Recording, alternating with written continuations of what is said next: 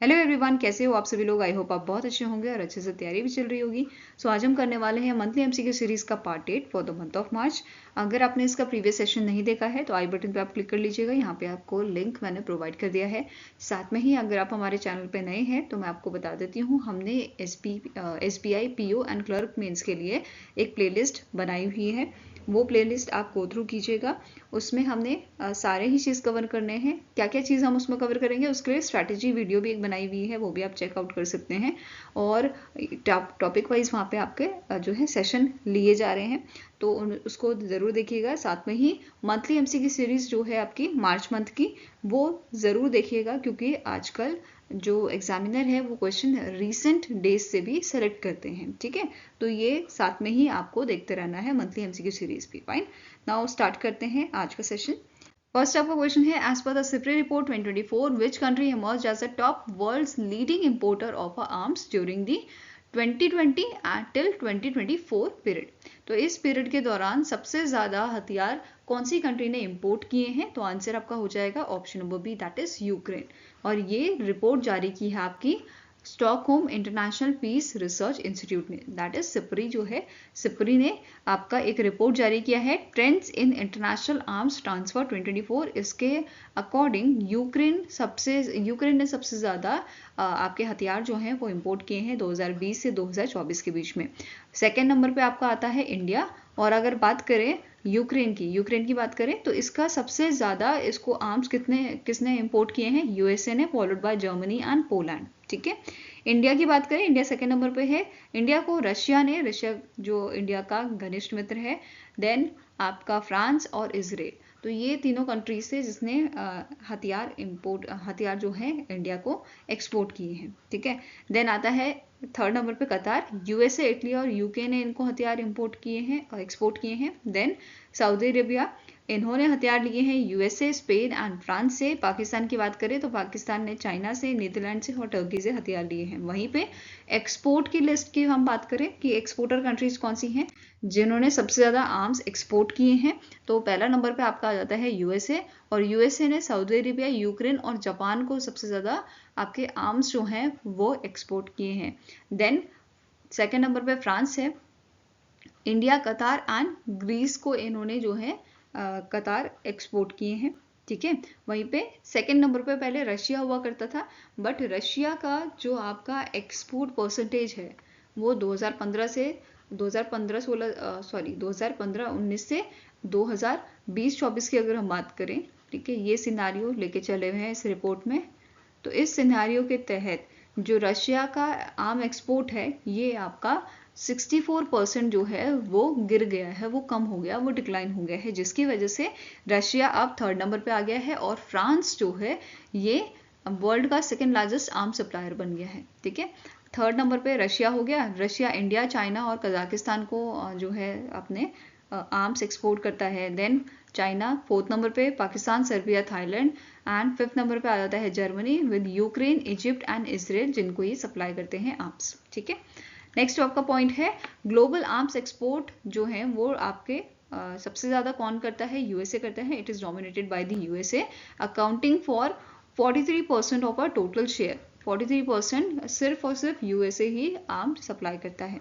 ठीक है, इसके अलावा जो ओवरऑल वॉल्यूम है इंटरनेशनल आर्म ट्रांसफर का 2020 से 2024 के बीच में, ये आपका घटा है। मतलब कि जो आर्म्स की सप्लाई है वो आपकी घटी है 0.6%, जो काफ़ी अच्छी बात है। अगर ये कंपैरिजन हो रहा है आपका 2015-19 से 2020-24 का, इसके दौरान 0.6% का डिक्लाइन हमें देखने को मिला है। Fine, now static information cover करते हैं Stockholm International Peace Research Institute की, दैट इज सिप्री की। इसके डायरेक्टर हैं आपके डैन स्मिथ, हेडक्वार्टर है आपका सोलना, स्वीडन में, और 1966 में इसको स्टैब्लिश किया गया था। इसके अलावा अब बात करते हैं इंडिया की। इंडिया का जो डिफेंस प्रोडक्शन है ये 2023-24 में पहुंच गया था 1.27 लाख करोड़ का, जो कंपेयर अगर किया जाए 2014-15 से तो इट इज़ योर 174% ग्रोथ। मतलब हमें यहाँ पे राइज देखने को मिला है 174% का। नाउ नेक्स्ट आपका पॉइंट क्या बोल रहा है? अगर यहाँ पे कंपेयर करें हम 2015-16 से, तो इंडिया का जो आर्म्स इंपोर्ट है, मतलब इंडिया जो हथियार आपके इंपोर्ट कर रहा था उसमें भी हमें कमी देखने को मिली है 9.3% से। ठीक है, जो काफ़ी अच्छी बात है, क्योंकि इंडिया जो है अब आत्मनिर्भर बन रहा है, अपने आप ही चीज़ें जो है प्रोड्यूस कर रहा है, इस वजह से हमें इंपोर्ट करने की ज़रूरत कम पड़ रही है।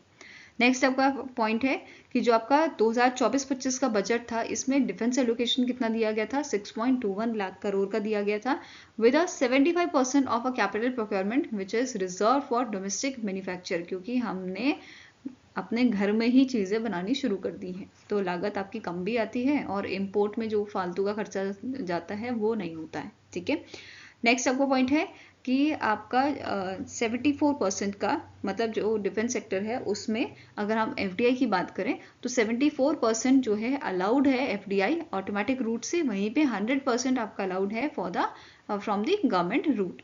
ठीक है, in the defence manufacturing. Now next point है, इंडिया का एम है कि हम 1.75 लाख करोड़ का डिफेंस प्रोडक्शन करें 2025 तक, एंड 3 लाख करोड़ का आपका प्रोडक्शन हम करें 2029 तक। तो ये टारगेट लेके इंडिया चल रहा है। फाइन। अगर हमारे पड़ोसी देशों की बात करें तो पाकिस्तान का जो आर्म इम्पोर्ट है ये आपका 61% ग्रो किया है, एंड यहाँ पे सबसे ज़्यादा जो सप्लाई हुई है आर्म्स की वो की है चाइना ने विद 81%।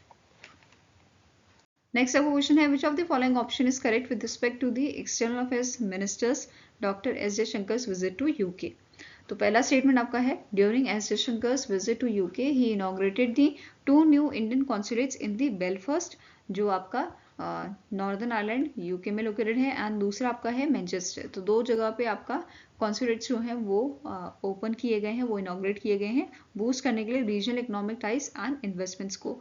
नेक्स्ट है, he was presented with the Tottenham Hotspur number 1 jersey bearing his name by UK Foreign External Affairs Ministers of India. ठीक है, नेक्स्ट है एस जयशंकर एंड जो आपके आयरलैंड के मिनिस्टर हैं साइमन हैरिस, इन्होंने अग्री किया है to form a joint economic commission aimed at boosting trade, investment, technological collaboration between India and Ireland. Next is India and Ireland ने एक MOU साइन किया है to facilitate the annual exchange of diplomats, enhancing bilateral diplomatic relation, and last is all are correct। तो सारे statement correct है, answer हो जाएगा आपका ऑप्शन नंबर E। फाइन। इसके अलावा जो हमारे एक्सटर्नल अफेयर्स मिनिस्टर हैं इन्होंने मीटिंग की थी मिशेल डी हेंगिंस के साथ, जो प्रेसिडेंट है आपके आयरलैंड के, एंड इन्होंने कल्चरल टाइज के बीच में बारे में डिस्कस किया था, उनको स्ट्रेंथन कैसे करें इन सब के बारे में जो है डिस्कशन यहाँ पे आपका हुआ था। नेक्स्ट क्वेश्चन है, the National Highways Logistic Management Limited has signed a MOU with Inland Waterways Authority of India for developing a state of art multi modal logistic park in टैश। तो National Highway Logistic Management Limited जो है इन्होंने MOU sign किया है Inland Waterways Authority of India के साथ, जिसका हेडक्वार्टर आपका नोएडा उत्तर प्रदेश में लोकेटेड है। और किस चीज़ के लिए ये अग्रीमेंट हुआ है, multi modal logistic park develop करने के लिए। तो answer is option number B, that is ये डेवलप किया जाएगा वाराणसी उत्तर प्रदेश में। फाइन।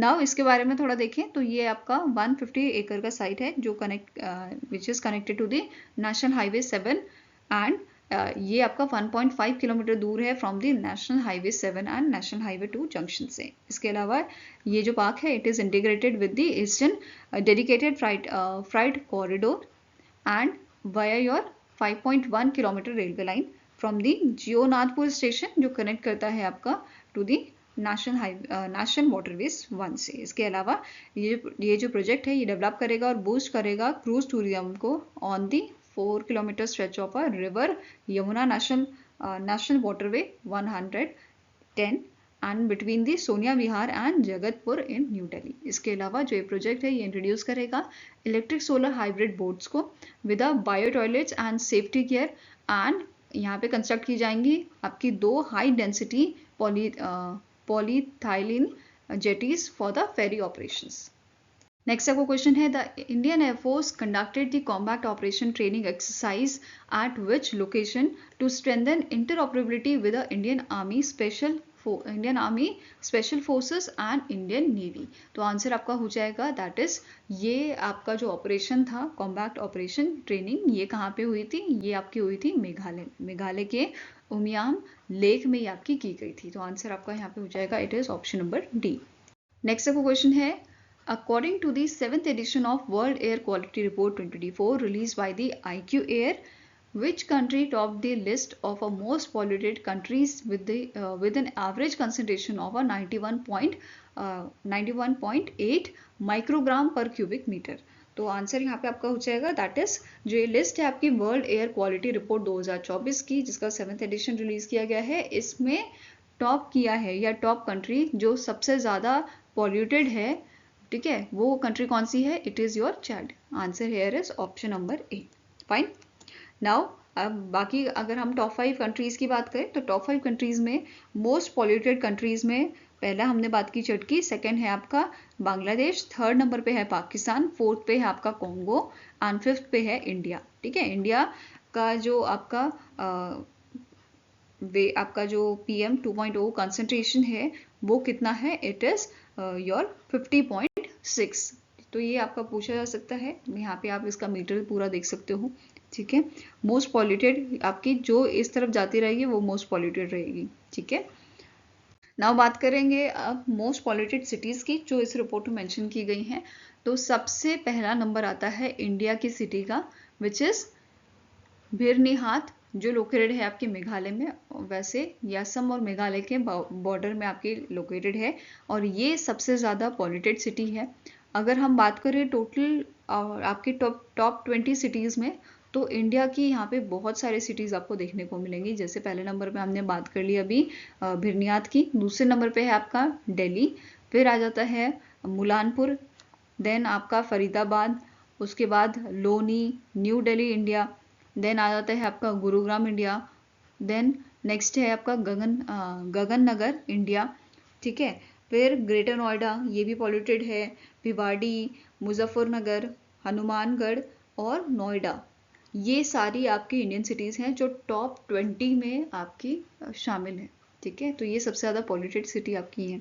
नाउ अब बात करते हैं आपके कुछ की पॉइंट्स की। जैसे WHO ने एस्टिमेशन दिया है कि हर साल एयर पोल्यूशन से अराउंड 7 मिलियन पीपल्स की डेथ हो जाती है। इसके अलावा according to Lancet Planetary Health study, about 1.5 million deaths जो है इंडिया में हर साल होती हैं आपकी एयर पोल्यूशन से। 2009 से 2019 के डेटा के बीच में 2009 से 19 तक का डेटा जो था उसके अकॉर्डिंग इन्होंने यहाँ पे ये एस्टिमेशन दिया है। इसके अलावा बोला गया है एयर पॉल्यूशन जो है ये second leading global risk factor है डेथ का, और अगर बात करें बच्चों में तो बच्चों में ये सेकेंड रिस्क फैक्टर है आफ्टर दी माल न्यूट्रिशन। ठीक है, नेक्स्ट है एयर पॉल्यूशन जो है ये आपका सिग्निफिकेंट हेल्थ बर्डन है इंडिया का, एंड इससे हमारी जो लाइफ है वो कितने साल कम हो जाती है? 5.2 ईयर्स हमारी जो लाइफ है वो कम हो रही है। तो हमें इस पर बहुत ध्यान देना पड़ेगा।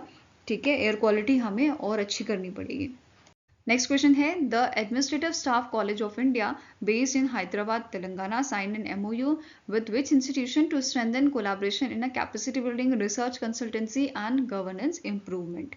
तो इनमें से कौन सा आपका जो है इंस्टीट्यूशन है जिसने पार्टनरशिप की है, जिसने MOU साइन किया है administrative Staff College of India के साथ, ताकि ये मजबूत कर सके कोलैबोरेशन इन दोनों इंस्टीट्यूशन के बीच में इन दी कैपेसिटी बिल्डिंग, रिसर्च, कंसल्टेंसी और गवर्नेंस इंप्रूवमेंट में। तो answer here is it is the institution of south Africa, national school of government south Africa. Okay, इसके द्वारा यहाँ पे MOU साइन किया गया है। नेक्स्ट क्वेश्चन है which financial institution recently received NBFC license, non banking financial company license from RBI। तो इनमें से कौन सी कंपनी है जिसको लाइसेंस मिला है बाय द RBI, इसको लाइसेंस दिया गया है, अप्रूव किया गया है? तो answer is option number B, Kuhoo finance. और अब ये जो कंपनी है या जो आपकी फर्म है ये डायरेक्टली लोन अब दे सकती है आपके 2 करोड़ तक के। ठीक है, नाउ कुहू फाइनेंस की बात करें तो इसके फाउंडर एंड CEO है प्रशांत A भंसोले एंड हेडक्वार्टर्स का लोकेटेड आपका मुंबई महाराष्ट्र में, और 2021 में इसे स्टैब्लिश किया गया था। नेक्स्ट क्वेश्चन है which life insurance company has partnered with GIC housing finance to provide credit life insurance solution to home loan borrowers. तो इनमें से कौन सी लाइफ इंश्योरेंस कंपनी है जिसने पार्टनरशिप की है GIC हाउसिंग फाइनेंस के साथ, ताकि ये credit life insurance solution provide कर सके होम लोन बोरोवर्स को? तो it is done by the Canara HSBC life insurance. किसने किया है? कैनरा HSBC लाइफ इंश्योरेंस द्वारा ये आपका पार्टनरशिप किया गया है। किसके साथ? GIC हाउसिंग फाइनेंस के साथ। अब बात करते हैं कैनरा HSBC लाइफ इंश्योरेंस की। तो ये आपका एक जॉइंट वेंचर है Canara bank, HSBC insurance holdings limited and PNB का। और इसके कारण MD and CEO हैं अनुज माथुर। हेडक्वार्टर लोकेटेड है गुरुग्राम हरियाणा में और इसे 2008 में स्टैब्लिश किया गया था। नेक्स्ट क्वेश्चन है, according to the Dubai Department of Economy and Tourism data, which country emerged as a top source country for foreign direct investment into Dubai, UAE with a investment worth $3.018 billion in 2024। तो Dubai Department of Economy and tourism द्वारा एक data release किया गया है जिसमें उन्होंने बताया है सबसे ज़्यादा जो फॉरेन डायरेक्ट इन्वेस्टमेंट हुआ है, जो फॉरेन इन्वेस्टमेंट इनके दुबई में हुआ है, इनके देश में हुआ है, वो किसने किया है, कौन से कंट्री ने किया है, तो it is done by the India. ठीक है, इंडिया ने ये किया है 3.018 बिलियन $US का इन्वेस्टमेंट यहाँ पे इन्होंने किया है, जो 2023 के कंपैरिजन में 5 गुना ज़्यादा है।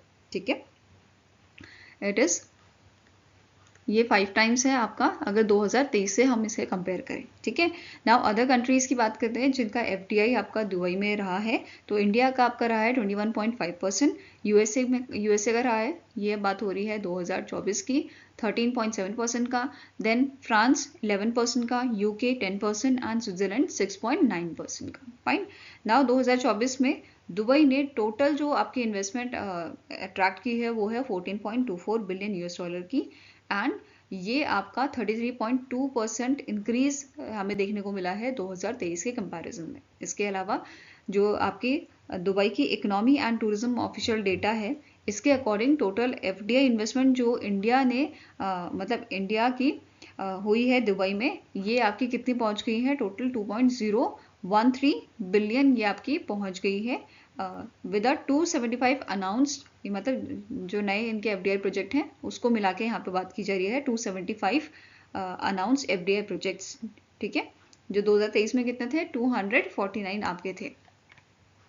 नेक्स्ट आपका क्वेश्चन है, the Shakti aircraft industry private limited sign agreement with which organization to manufacture and supply 200 diamond DA 40 NG trainer aircraft in India. तो आंसर आपका हो जाएगा शक्ति एयरक्राफ्ट इंडस्ट्री प्राइवेट लिमिटेड ने आपका अग्रीमेंट साइन किया है एरो क्लब ऑफ इंडिया के साथ, ताकि ये सप्लाई करें और मैन्युफैक्चर करें 200 diamond DA 40 NG trainer aircraft को। फाइन, अब टोटल 200 आपका जो एयरक्राफ्ट है उसमें से 150 जो है it will be assembled at the शक्ति एयरक्राफ्ट इंडस्ट्री प्राइवेट लिमिटेड, जो आपकी इनकी जो अपकमिंग फैसिलिटी है वहाँ पे जो हरियाणा में आपकी रहेगी। ठीक है, नाउ SAIPL की बात करें तो ये जॉइंट वेंचर है शक्ति ग्रुप का, which is located in the Tamil Nadu and the diamond aircraft company of Austria. Fine, now diamond DA 40 NG की बात करें तो ये सिंगल इंजन 4 सीटर एयरक्राफ्ट है जिसको डिजाइन किया गया है फॉर पायलट ट्रेनिंग। नेक्स्ट आपका क्वेश्चन है, which company recently announce that it has achieve the carbon neutrality for the year 2024। सो इनमें से कौन सी कंपनी है जिसने रिसेंटली क्या बोला है कि उन्होंने अचीव कर लिया है कार्बन न्यूट्रलिटी 2024 में।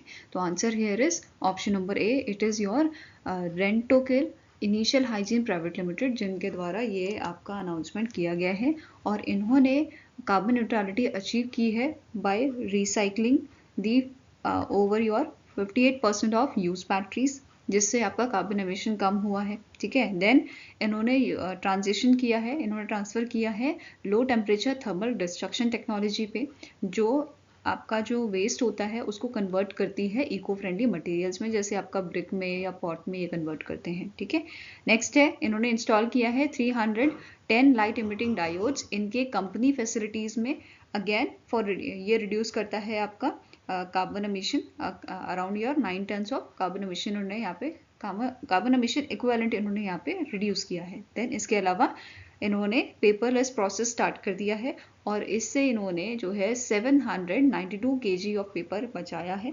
ठीक है, नेक्स्ट आपका क्वेश्चन है, who were named as the recipient of 2024 ACM AM Turing award, often considered the Nobel prize of computing for their contribution to the reinforcement learning. तो इनमें से कौन से शख्स हैं जो रेसिपिएंट आपके 2024 ACM AM ट्यूरिंग अवार्ड के, और जो ये अवार्ड है इस अवार्ड का नाम रखा गया था आफ्टर द एलान ट्यूरिंग, या जिन्हें हम एलान ट्यूरिंग के नाम से भी जानते हैं, जो ब्रिटिश मैथमेटिशियन थे एंड इन्हें फादर ऑफ मॉडर्न कंप्यूटर भी कहा जाता है।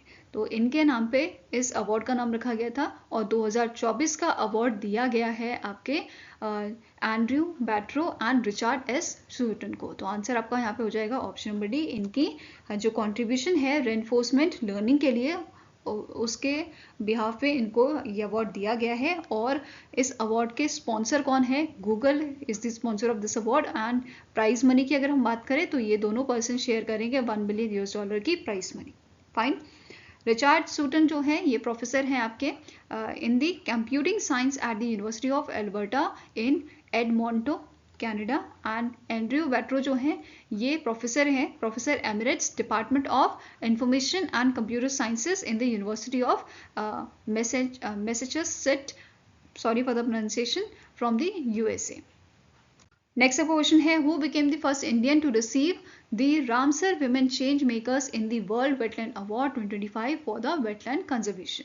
तो इनमें से कौन सी शख्स हैं जो पहले इंडियन बनी है जिनको Ramsar women change makers in the world wetland award दिया जा रहा है, या जिसे रामसर अवार्ड भी कहते हैं, ये दिया जा रहा है? तो आंसर आपका हो जाएगा it is your Jayashree, doctor Jayashree Venkatesh इनका नाम है और इन्हें wise use of wetland category में ये अवार्ड दिया गया है। Now on the occasion of International Women's Day 12 जो शख्स हैं, 12 पर्सनैलिटीज़ की लिस्ट जारी की गई थी, 12 वुमेन्स की, जिनको ये अवार्ड जो ये इस अवार्ड की रेसिपिएंट है। ठीक है, and this is the second edition of Ramsar award. Now ये अवार्ड की बात करें तो इसको 2024 में लॉन्च किया गया था। एंड 3 कैटेगरीज में आपकी होती हैं, vice use of wetland, wetland innovation and Ramsar wetland conservation. In category में ये अवार्ड दिया जाता है। ठीक है, बाकी जो आपके पर्सनालिटीज़ हैं उनके नाम आप यहाँ पे देख सकते हो, जैसे professor Celeste Solo of Argentina, Julie Mulanko of Kenya, Jennifer George New Zealand से, Libios Valaskova from Czechia, then Rachel D Selva from Jamaica, Laura Gonzales from Panama.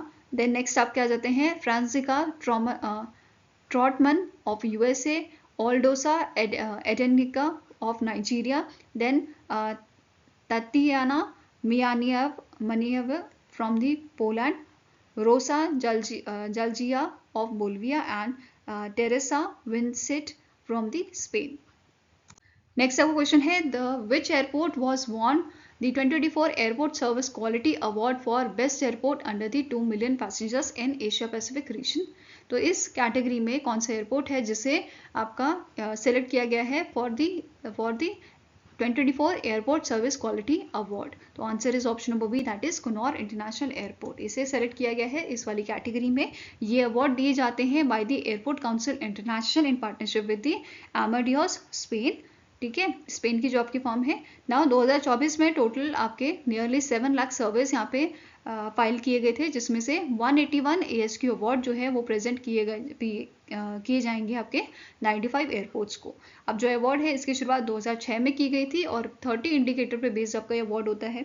और जो 2024 के आपके विनर्स हैं इनको ACI world airport experience summit जो आपका होगा 8 से 11 सितंबर 2025 को, वहाँ पे इनको जो है सम्मानित किया जाएगा, अवार्ड्स दिए जाएंगे। बाकी अगर हम बात करें एयरपोर्ट्स की, जैसे पहला आपका कैटेगरी है best airport under 2 million passengers in Asia Pacific. इस कैटेगरी में अभी हमने पढ़ा कुनौर इंटरनेशनल एयरपोर्ट को सेलेक्ट किया गया है। Then best airport in 2 to 5 million passengers in Asia Pacific, ये सेलेक्ट किया गया है चंडीगढ़ इंटरनेशनल एयरपोर्ट को। फिर आपका 15 से 25 मिलियन पैसेंजर्स की कैटेगरी में Rajiv Gandhi International Airport. Best airport over 40 million passengers in Asia Pacific, इस कैटेगरी में 2 आपके एयरपोर्ट सेलेक्ट हुए हैं, एक तो छत्रपति शिवाजी महाराज इंटरनेशनल एयरपोर्ट और दूसरा है इंदिरा गांधी इंटरनेशनल एयरपोर्ट को। देन नेक्स्ट है best airport at arrival globally, इसमें आपका जो है Kempegowda International Airport from Bengaluru and Bangalore International airport को सेलेक्ट किया गया है। क्लियर है? इसके अलावा अगर हम बात करें बाकी डिटेल की तो टोटल 28 एयरपोर्ट जो है एशिया पैसिफिक रीजन से आपके इनको अवार्ड दिया जाएगा। और साथ में ही स्टैटिक इन्फॉर्मेशन भी कवर करते हैं ACI की इंटरनेशनल एयरपोर्ट काउंसिल इंटरनेशनल की। तो इसके कारण DG है जस्टिन एराबेकी, हेडक्वार्टर लोकेटेड है मॉन्ट्रियल कनाडा में और इसकी शुरुआत 1991 में की गई थी। नेक्स्ट आपका क्वेश्चन है, which micro finance institution in India secured the 2 gold awards at the Scotch Awards 2025 for excellence in digital financial inclusion and insurance solution? तो आपका आंसर यहाँ पे हो जाएगा that is Muthoot Microfin limited जो है, इस ऑर्गेनाइजेशन को, इस फर्म को ये यहाँ पे 2 अवार्ड मिले हैं, स्कॉच अवार्ड्स दिए गए हैं। ठीक है, पहला अवार्ड दिया गया है कॉर्पोरेट एक्सीलेंस में बेस्ट कस्टमर एप्लीकेशन के लिए मुथूट महिला मित्र ऐप जो इनकी है उसके लिए इनको अवार्ड मिला है। दूसरा है BFSI award, best insurance scheme के लिए इनको अवार्ड मिला है which is Griha Raksha insurance scheme. Fine, award receive किया गया था इनकी तरफ से, इनके जो CEO हैं सदाफ सैयद द्वारा, और प्रेजेंट किया गया था जो स्कॉच ग्रुप के चेयरमैन हैं एंड वाइस चेयरमैन है Sameer Kochhar and vice chairman Gurshan Dhanjal, इनके द्वारा ये अवार्ड प्रेजेंट किया गया था। नेक्स्ट क्वेश्चन है who has been appointed as a chief executive of a Indian banks association. IBA के आपके चीफ एग्जीक्यूटिव कौन बनाए गए हैं? तो आंसर आपका हो जाएगा अतुल कुमार गोयल को यहाँ पे अपॉइंट किया गया है। अब अतुल कुमार गोयल कौन है? He is a former MD and CEO of BNP, और इन्होंने जगह ली है आपकी सुनील मेहता जी की, मतलब इन्होंने सक्सीड किया है सुनील मेहता जी को, जिनको 2020 में अपॉइंट किया गया था। फाइन, अतुल कुमार गोयल जी को अपॉइंट किया है 3 मेंबर कमेटी ने, जिसमें शामिल थे आपके CS शेट्टी, आपके MV राव एंड N कामाकोड़ी। ये 3 जनों की 3 मेंबर सर्च कमेटी थी जिन्होंने अतुल कुमार गोयल को इस पोजीशन के लिए अपॉइंट किया है। नाउ अतुल कुमार जी की बात करें तो 2016 में इन्हें एग्जीक्यूटिव डायरेक्टर बनाया गया था यूनियन बैंक ऑफ इंडिया का। 2018 में MD and CEO बने थे यूको बैंक के, और IBA के ये चेयरमैन रह चुके हैं 2021-22 एंड 22-23 के टर्म के लिए। ठीक है, नाउ स्टैटिक इन्फॉर्मेशन कवर करते हैं IBA की। इसका हेडक्वार्टर लोकेटेड है मुंबई महाराष्ट्र में, और इसे स्टैब्लिश किया गया था 1946 में। नेक्स्ट आपका क्वेश्चन है the CCI has approved ONGC NTPC Green Private Limited to acquire 100% equity share capital of dash company for ₹19,500 crore. तो इनमें से कौन सी आपकी कंपनी है जिसमें 100% इक्विटी शेयर कैपिटल एक्वायर करने के लिए इस ऑर्गेनाइजेशन को अप्रूवल मिला है CCI का? तो answer is option number A, Ayana renewable power private limited को ये अप्रूवल मिला है। ठीक है, अयाना रिन्यूएबल पावर की बात करें तो MD and CEO करेंटली हैं शिवानंद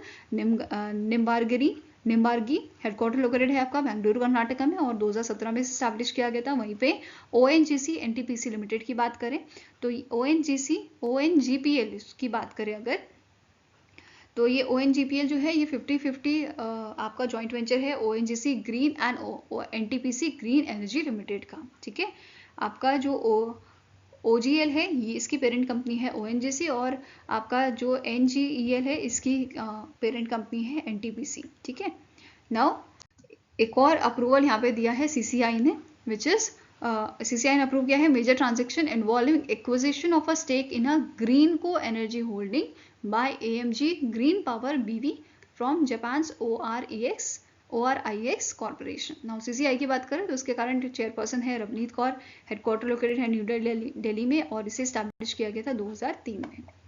नेक्स्ट आपको क्वेश्चन है which among the following space agency has launch the polarimeter to unify the corona and heliosphere that is punch to study the sun's outer atmosphere corona and solar wind. तो इनमें से कौन सी organisation है जिसने recently launch किया है पंच को? तो आंसर आपका हो जाएगा it was done by the NASA. ठीक है, नासा ने इसे लॉन्च किया है। बेसिकली SpaceX के जो आपका लॉन्च व्हीकल था उसमें से लॉन्च किया गया था नासा द्वारा इसको। नासा का ये पंच आपका बेसिकली एक प्रोग्राम है जिसका काम क्या रहेगा, ये आपका एक सोलर मिशन है जो आउटर लेयर आपकी होती है सन की, उसको ये उसके बारे में डिटेल बेसिकली प्रोवाइड करेगा। ठीक है, अब इसमें भी 4 सैटेलाइट आपकी हैं। जो पहली सैटेलाइट है इसमें ये आपकी है बेसिकली बेस्ड ऑन कोरोनाग्राफ। ठीक है, अब ये क्या करेगी, इसमें एक नैरो फील्ड इमेजर लगाया गया है जो डेवलप किया है US नेवल रिसर्च लेबोरेटरी ने, और इसका काम रहेगा ये हमें इमेजेस भेजेगा सन की कोरोना की। ठीक है, सन की जो आउटर लेयर होती है ना कोरोना, उसकी ये हमें इमेजेस भेजेगा कंटिन्यूसली। इसके अलावा जो अगर बाकी 3 सैटेलाइट आपकी हैं वाइड फील्ड इमेजेस इसमें यूज़ किए गए हैं, और ये डेवलप किया है आपका साउथ वेस्ट रिसर्च इंस्टीट्यूट ने। इसका काम रहेगा जो आपका ये मॉनिटर करेगा जो वेरी फेंट आउटर मोस्ट पोर्शन है सोलर कोरोना का उसको, और सोलर विंड को। फाइन, और पंच का जो ऑपरेशन है ये कब स्टार्ट होगा? जुलाई 2025 में इसका ऑपरेशन जो है स्टार्ट होएगा। ठीक है, and it will analyse the solar wind dynamics until 2027। Next बात करते हैं कि नासा ने रिसेंटली लॉन्च किया है SpareX टेलीस्कोप को। अब ये जो टेलीस्कोप है ये with the help of James Webb telescope क्या करेगा, ये ऑब्जर्व करेगा स्काई को। ठीक है, इसके बारे में डिटेल देखते हैं। जो SpareX है ये आपका स्पेक्ट्रो, इसका फुल फॉर्म क्या है? Spectro photometer for for the history of the universe, epoch of reionisation and ice explorer. ये इसका फुल फॉर्म है।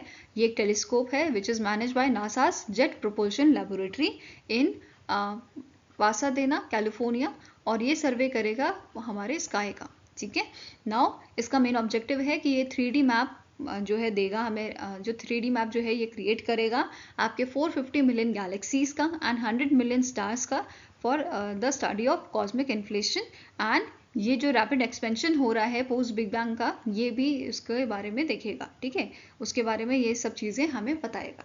फाइन, ये स्कैन करेगा, सेकेंड पॉइंट है, ये स्कैन करेगा 4 टाइम्स, ये स्कैन करेगा स्काई को 4 times in a 102 infrared wavelength to identify water, carbon dioxide and organic molecules in a interstellar clouds.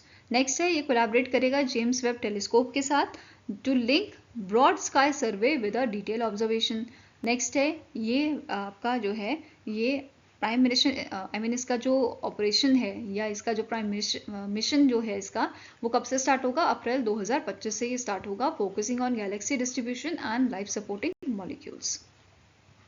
Next आपका क्वेश्चन है, which telecom company in India have partner to introduce Starlink satellite internet services across country? तो answer आपका हो जाएगा Reliance Jio and Bharti Airtel जो है, इन दोनों ने पार्टनरशिप की है आपके स्टारलिंक के सैटेलाइट के साथ, ताकि इंटरनेट सर्विसेज और एनहांस की जा सके इंडिया में। ठीक है, आंसर आपका हो जाएगा option number C. Now static information cover कर लेते हैं। भारतीय एयरटेल के करंट आपके एमडी एंड सीईओ कौन है? इनका नाम है गोपाल विट्ठल। हेडक्वार्टर लोकेटेड है न्यू दिल्ली में और इसे 1995 में स्टैब्लिश किया गया था। वहीं पे अगर भारतीय एयरटेल की न्यू अपॉइंटमेंट्स की बात करें तो नए एमडी एंड सीईओ अपॉइंट किए गए हैं शाश्वत शर्मा, और वाइस चेयरमैन अपॉइंट किए गए हैं गोपाल विट्ठल, और इनका जो टेन्योर है ये आपका 1 जनवरी 2026 से आपका लागू होएगा। नेक्स्ट क्वेश्चन है, which of the following option is correct with respect to report on trends and progress of housing in India 2024 release by the national housing bank? तो पहला स्टेटमेंट आपका है, as per the report banks account for 81% whereas housing finance companies account for 19% of housing loan. Next है, the report says middle income group accounted for 44% of a total housing loan as of your September 2024, followed by EWS and lower income groups 39% and high income group का आपका है 17% का. Next is the report highlighted that only 5% of buildings are classified as a green building. Next is housing loan as a percentage of a GDP has increased from 6.60% जो आपका 2011-12 में था to the 11.29% जो आपका 23-24 में था. नेक्स्ट स्टेटमेंट है all are correct. तो सारे यहाँ पे स्टेटमेंट्स करेक्ट हैं, तो answer is option number E, that is all statements are correct. इसके अलावा यहाँ पे बोला गया है as of 30 September 2024 individuals housing loan stood at 33.53 lakh crore which is reflecting a growth of a 14%. जो आपका लास्ट सेम पीरियड की अगर हम बात करें तो उस टाइम से अगर कंपेयर करें तो 14% का ग्रोथ यहाँ पे हमें देखने को मिला है. इसके अलावा रीजनल डिस्ट्रीब्यूशन की बात करें इन दी फाइनेंस तो सबसे पहला नंबर आपका आ जाता है सदर्न एरिया में 35% का यहाँ पे ये देखने को मिला है हमें. इसके अलावा वेस्टर्न में 30% का, नॉर्दर्न में 28% का और ईस्टर्न में 5.4% का, और नॉर्थ ईस्टर्न स्टेट्स में देखा गया है 0.68% का. ठीक है, आपका रीजनल डिस्ट्रीब्यूशन बात करें इन फाइनेंस तो. देन नेक्स्ट है आपका जो इनर हाउसिंग प्राइस इंडेक्स है. एज पर दिस रिपोर्ट जो हाउसिंग प्राइस इंडेक्स है जो मॉनिटर करता है आपके प्राइस मूवमेंट्स को ऑफ रेजिडेंशियल प्रॉपर्टीज, इसमें शो किया गया है ग्रोथ 6.8% का against 4.9% during the last year. Now starting information देखें तो नेशनल हाउसिंग बैंक जो है इसके करंट एमडी कौन है? संजय शुक्ला. हेडक्वार्टर लोकेटेड आपका न्यू दिल्ली में. नेक्स्ट क्वेश्चन है, recently in March the Department of Biotechnology issued MOU with which state government to establish a center state partnership under the BioE3 which is biotechnology for economy, environment and employment policy. तो इनमें से कौन सा आपका state government है जिसके साथ department of biotechnology ने MOU साइन किया है स्टैब्लिश करने के लिए centre state partnership under your BioE3 policy? तो answer is option number A, that is Assam के साथ ये चीज साइन हुई है. फाइन. अब BioE3 पॉलिसी जो है इसे यूनियन कैबिनेट ने अप्रूव किया था 2024 में, अगस्त 2024 में, जिसका मेन एम क्या था? To foster high performance bio manufacturing, जिसमें आपका बायो बेस्ड प्रोडक्ट्स जो है उसका प्रोडक्शन किया जा रहा है. ठीक है, किया जाएगा.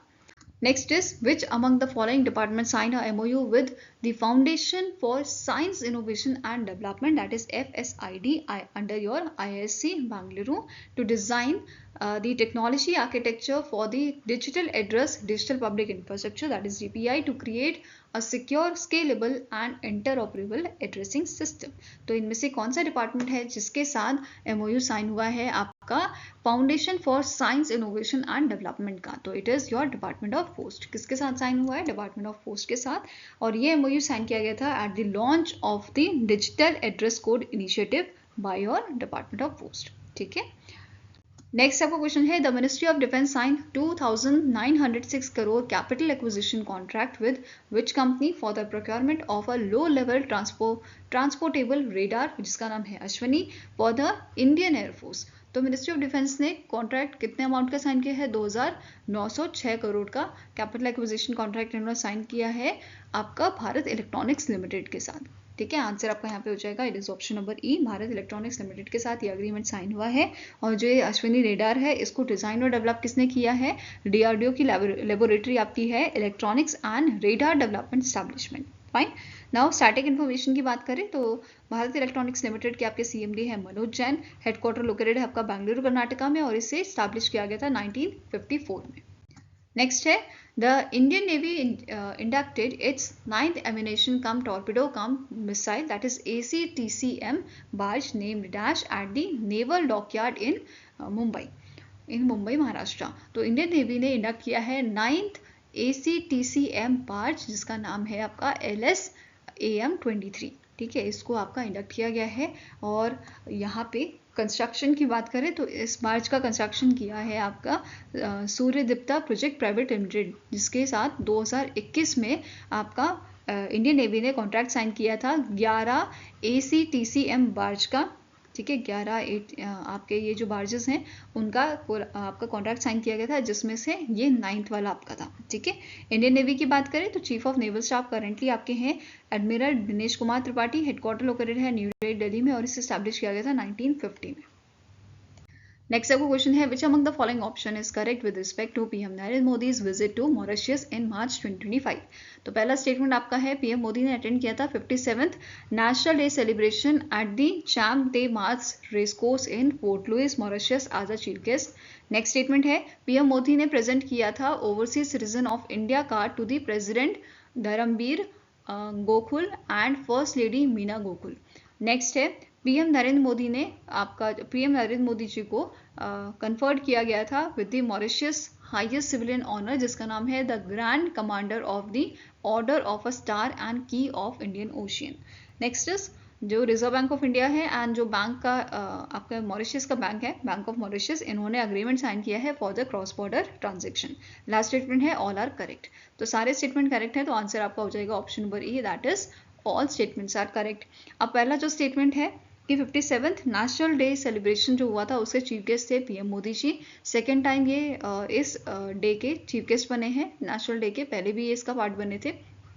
इसके अलावा 57th एडिशन जो था, इस एडिशन में इंडियन नेवी का जो कंटीजेंट है उसने भी पार्टिसिपेट किया था, जो बेसिकली पार्ट है आपका INS इम्फाल के क्रू का. ठीक है. उन्होंने यहाँ पे पार्टिसिपेशन किया था नेशनल डे परेड में. फाइन. इसके साथ ही जो थर्ड आपका स्टेटमेंट है कि PM मोदी जी को हाईएस्ट सिविलियन ऑनर दिया गया था मॉरिशस का, और इसी के साथ PM मोदी जी पहले इंडियन बने हैं जिनको इस टाइप का ऑनर दिया गया है. ठीक है. ये आपके फर्स्ट इंडियन बने हैं. फाइन. इसके अलावा मॉरिशस गवर्नमेंट ने जो है आपका साइन किया है क्रेडिट फैसिलिटी अग्रीमेंट इंडिया के स्टेट बैंक ऑफ इंडिया के साथ. ठीक है. To access financial support as a borrower. Next is, India का जो मिनिस्ट्री ऑफ MSME है and SME division of Mauritius, ministry of industry, SME and cooperative sign, इन्होंने sign किया है MOU एनहांस करने के cooperation in the MSME sector. Next है other agreements की बात करते हैं, जैसे Sushma Swaraj institute of foreign service and Mauritius का जो ministry of foreign affairs regional integration and international trade है, इन दोनों के बीच में आपका एक MOU साइन हुआ है स्ट्रेंथन करने के लिए डिप्लोमेटिक ट्रेनिंग एंड कॉपरेशन को. नेक्स्ट आपका है एक MOU आपका साइन हुआ है एनहांस करने के लिए cooperation in administrative and reform and governance between your ministry of public service and administrative reform of Mauritius and India का national centre for good governance के बीच में, ठीक है। इसके अलावा इंडियन नेवी और जो गवर्नमेंट ऑफ मॉरिशस है, इन्होंने टेक्निकल अग्रीमेंट साइन किया है for sharing wide shipping information, improve करने के लिए मैरीटाइम सिक्योरिटी और सर्विलियंस को। नेक्स्ट है Indian national centre for ocean information जो है INCOIS, इन्होंने एंड मॉरिशस PM ऑफिस जो PMO है, इन्होंने through department of continental self maritime zone administrative and exploration, इन्होंने यहाँ पे साइन किया है collaboration in the ocean related studies and research के लिए। नेक्स्ट है directorate of enforcement of India and the financial crime commission of Mauritius, इन्होंने एक अग्रीमेंट साइन किया है, एक MOU साइन किया है स्ट्रेंथन करने के लिए cooperation in combating financial crimes and ensuring regulatory enforcement. Next आपका है कि इन दोनों कंट्रीज ने अग्री किया था for strengthening corporation through these initiatives. क्या क्या ये हैं? पहला है they will work towards the timely delivery of 100 electric buses and the associated charging infrastructure. Next है ये इंप्लीमेंट करेंगे फेज सेकेंड में high impact community development projects को। देन आपका नेक्स्ट है कि ये रिप्लेस करेंगे 100 किलोमीटर वाटर पाइपलाइन मॉरिशस में under the first Indian rupees denomination line of credit agreement के तहत।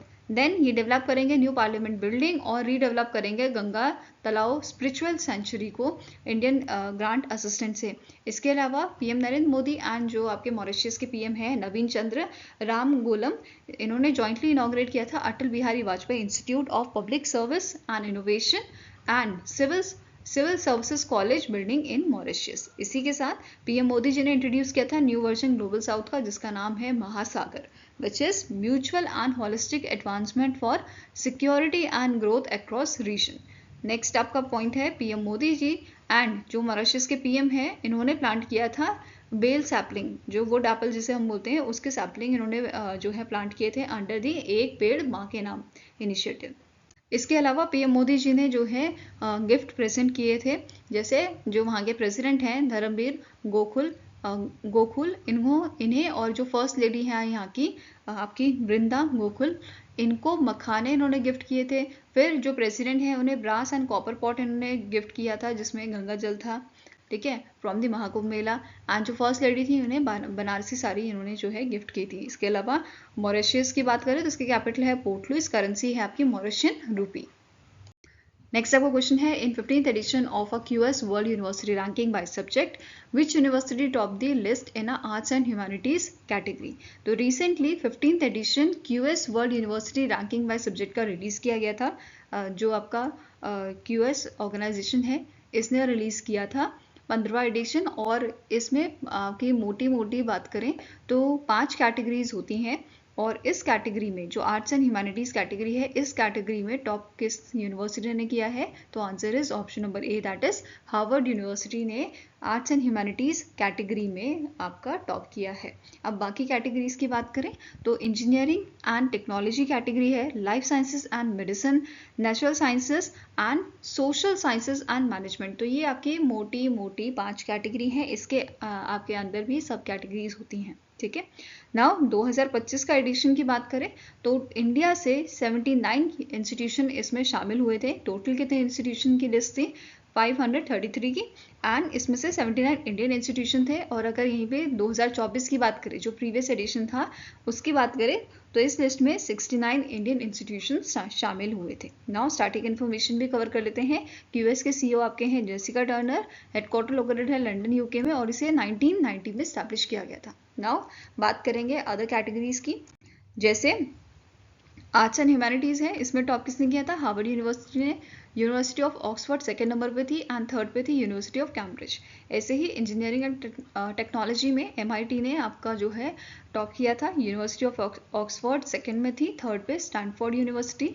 लाइफ साइंसेज एंड मेडिसिन में हार्वर्ड यूनिवर्सिटी ने टॉप किया है, followed by university of Oxford and Johns Hopkins university. Next है natural science, top यहाँ पे किया गया है हार्वर्ड यूनिवर्सिटी द्वारा। देन MIT ने सेकंड नंबर पे थी एंड थर्ड पे थी आपकी university of Oxford. And next category है सोशल साइंसेज एंड मैनेजमेंट, इसमें टॉप किया है हार्वर्ड यूनिवर्सिटी ने, followed by university of Oxford and Stanford university. Fine. Now next अब बात करते हैं इंडियन इंस्टीट्यूशंस की। जैसे पहला नंबर आपका है IIT, पहला नंबर आपका है IIT Indian school of mines Dhanbad, जिसको इंजीनियरिंग एंड मिनरल, इंजीनियरिंग के अंदर भी आपका इंजीनियरिंग, मिनरल एंड माइनिंग के अंदर आपका 20th रैंक इसे मिला है। ठीक है, तो टॉप 50 में ये आपका 20th रैंक इसने हासिल किया है। देन IIT बॉम्बे जो है इसने engineering, mineral and mining category में 28th रैंक हासिल किया है। वहीं पे IIT खड़गपुर जो है इसने engineering, mineral and mining category में 45th नंबर आपका हासिल किया है। वहीं पे आपका IIT दिल्ली की बात करें तो इन्होंने इंजीनियरिंग एंड टेक्नोलॉजी कैटेगरी में 26th रैंक हासिल किया है। वहीं पे IIT बॉम्बे जो है इन्होंने अगेन सेम कैटेगरी में 50th रैंक हासिल किया है। वहीं पे अगर हम अदर इंस्टीट्यूशन की बात करें, जैसे आपका IIMA है, Indian institute of management Ahmedabad है, इन्होंने बिजनेस एंड मैनेजमेंट स्टडीज़ में रैंक हासिल की है 27th। वहीं पे आपका जो IIM बैंगलोर है, इन्होंने सेम कैटेगरी में 40th रैंक हासिल की है। देन नेक्स्ट आता है IIT मद्रास, इस इंस्टीट्यूशन ने इंजीनियरिंग एंड पेट्रोलियम कैटेगरी में 31 रैंक हासिल की है। वहीं पे जो डेवलपमेंट स्टडीज़ है इस कैटेगरी में जवाहरलाल नेहरू यूनिवर्सिटी जो है आपकी JNU यूनिवर्सिटी, इसने 29th रैंक हासिल की है। तो ये आपके कुछ इंस्टीट्यूशन थे इंडिया के जिन्होंने टॉप 50 में जगह बनाई है। ठीक है, अलग अलग सब्जेक्ट एरिया में। फाइन, इसके अलावा आपकी बात करते हैं अदर इंस्टीट्यूशन की। जैसे Savita institute of medical and technical sciences है, डीम्ड यूनिवर्सिटी आपकी है, जिसने 26th रैंक हासिल की है इन दी डेंटिस्ट्री।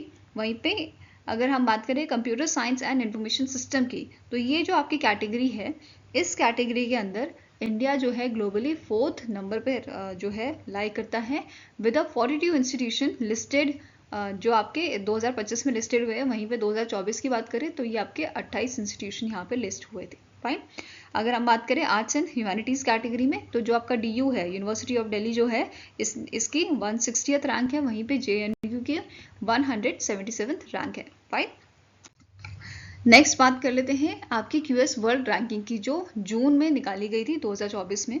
पहला इंस्टीट्यूशन इसमें आपका था MIT फ्रॉम द कैम्ब्रिज, जिसका ओवरऑल स्कोर 100 था, followed by Imperial College of London 98.5 का इसका स्कोर था, फॉलोड बाय और university of Oxford, then Harvard university, university of Cambridge, Stanford university, ETH Zurich, national university of Singapore, UCL and California institute of technology. तो ये आपके top 10 आपकी universities थी in the QS world university ranking, जिसको publish किया गया था 4 जून 2024 को। नेक्स्ट आपका क्वेश्चन है, the Moody's rating in its report title banking system outlook India revised India's GDP forecast to dash for financial year 2026। तो रिसेंटली मूडी रेटिंग ने एक रिपोर्ट जारी की थी बैंकिंग सिस्टम आउटलुक इंडिया की। इसमें इन्होंने मेंशन किया है फाइनेंशियल ईयर 2026 के लिए जो GDP फॉरकास्ट रहेगा वो रहेगा आपका 6.5% का। ठीक है, आंसर आपका यहाँ पे हो जाएगा ऑप्शन नंबर बी। वहीं पे अगर हम बात करें फाइनेंशियल ईयर 2025 की, तो इन्होंने 2025 के लिए कितना प्रोजेक्शन दिया था, 6.3% का इन्होंने प्रोजेक्शन दिया था। ठीक है, 26 का 6.5% दिया गया है। वहीं पे इन्फ्लेशन की बात करें तो इन्होंने मेंशन किया था फाइनेंशियल ईयर 2026 के लिए इन्फ्लेशन 4.5% का, और फाइनेंशियल ईयर 2025 के लिए 4.8% का। नेक्स्ट क्वेश्चन है, in March 2025 the light combat aircraft Tejas AF Mk1 successfully test fired the beyond visual range air-to-air missile Astra off the coast of Chandipur, Odisha. The test was conducted by Dash. तो आपका in month of March light combat aircraft Tejas जो है AF Mk1, इसका test किया गया था, और इसका सक्सेसफुली टेस्ट जो है आपका किया गया था for the beyond visual range air to air missile Astra का। कहाँ से हुआ था, चंदीपुर ओडिशा से हुआ था, और इस टेस्ट को किया गया था by the aeronautical development agency, that is ADA द्वारा इसको किया गया था।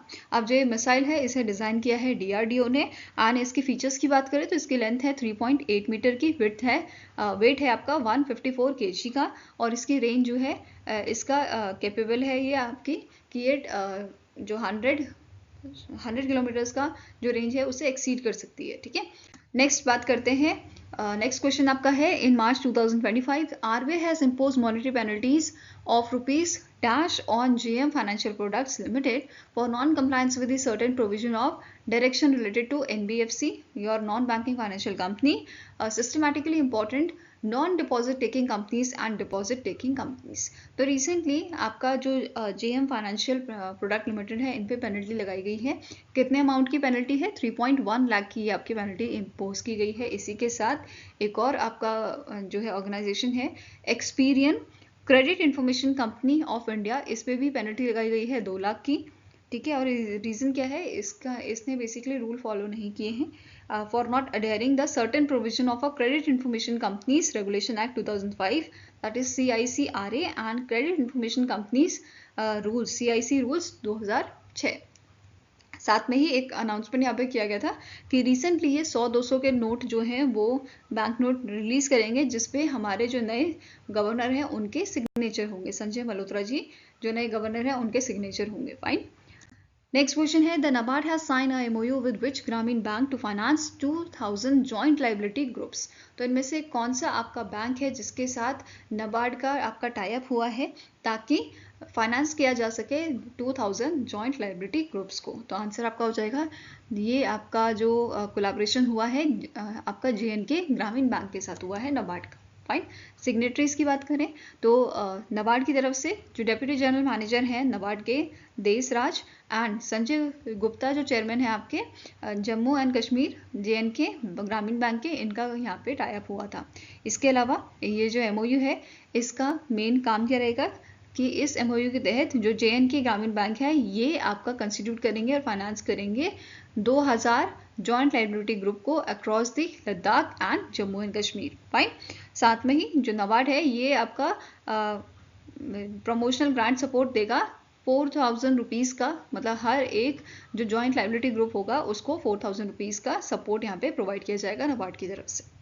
नेक्स्ट आपका है असम बजट। असम ने 2.63 लाख करोड़ का बजट जो है वो रिलीज़ किया है फाइनेंशियल ईयर 2026 के लिए। एलोकेशंस की बात करें तो इन्होंने 5000 करोड़ का एलोकेशन दिया है फॉर औरंदोई स्कीम, जो एक मंथली इस स्कीम के तहत जो मंथली फाइनेंशियल असिस्टेंट है वो दिया जाता है 1250 रुपीज़ का to the economically weaker families. Next is मुख्यमंत्री महिला उद्यमती अभियान, इसके तहत इसके लिए 3038 करोड़ का एलोकेशन दिया गया है और इसका मेन एम है प्रमोट करना विमेन एंटरप्रेन्योर्स को।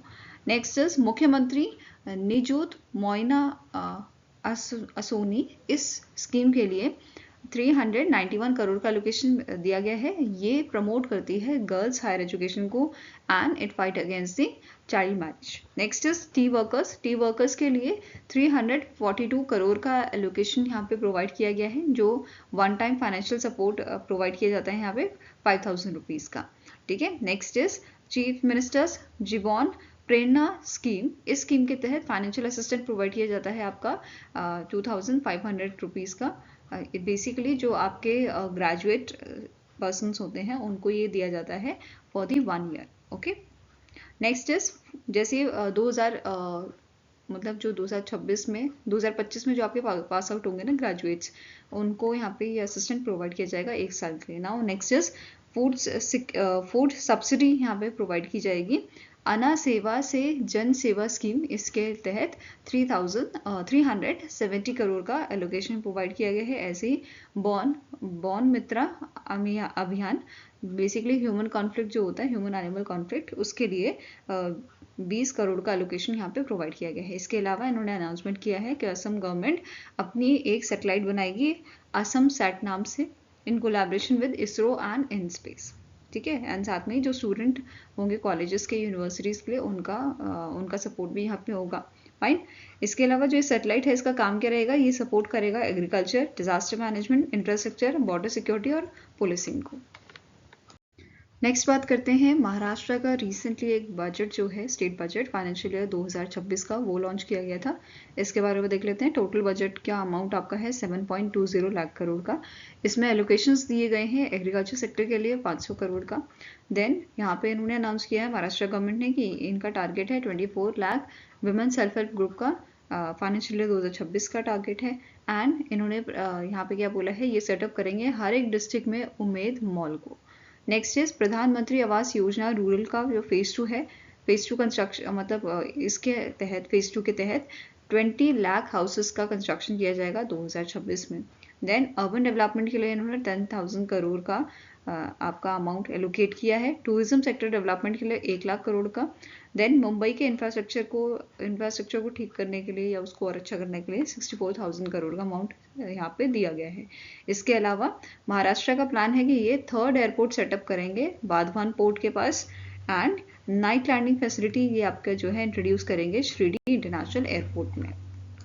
आई होप गाइज आपको वीडियो पसंद आया तो लाइक एंड शेयर जरूर कीजिएगा और हमारे साथ जुड़ने के लिए हमारे चैनल को सब्सक्राइब कीजिएगा। अगर आपके कुछ सजेशन है तो आप हमें मेल कर सकते हो या फिर आप हमें कमेंट सेक्शन में लिख सकते हो। सो मिलेंगे नेक्स्ट वीडियो के साथ। Till then take care, have a nice day and all the best for your preparations.